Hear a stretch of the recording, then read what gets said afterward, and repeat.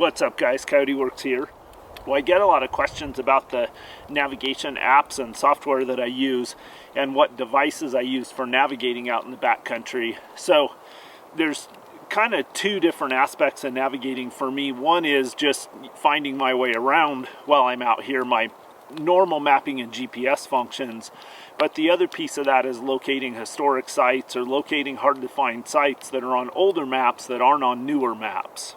So I use three different devices for navigating. I use my iPhone 7, I think it's a 7S Plus or 7 Plus.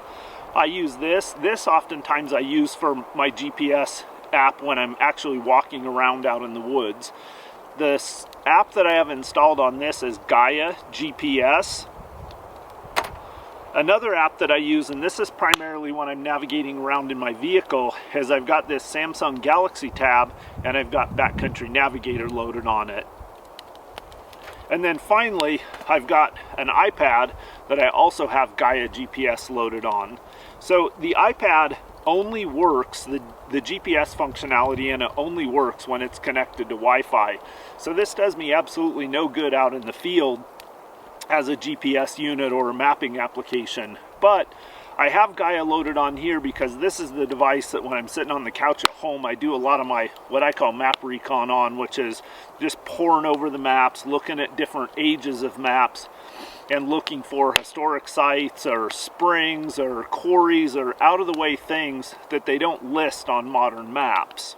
The Samsung Galaxy Tab, this tablet has a GPS chipset in it. It actually accesses both the US and the Russian satellite systems, I believe. And then obviously on the iPhone, this also has GPS in it. So this will work when I'm off grid also, or when I don't have connectivity, when I don't have data or cellular service. So my Samsung Galaxy Tab and my iPhone are the two devices that I use when I don't have any cell reception or any connectivity. So all these applications have GPS functionality, so you can see on here where that arrow is right there, that's where I'm at. Let me try to get any glare off of it.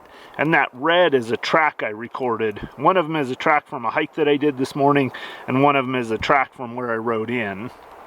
So that's it guys, those are the GPS mapping apps I use, Backcountry Navigator and Gaia GPS. They also provide that functionality of being able to see land boundaries, so you can see BLM land, Forest Service land, private land, state land, etc.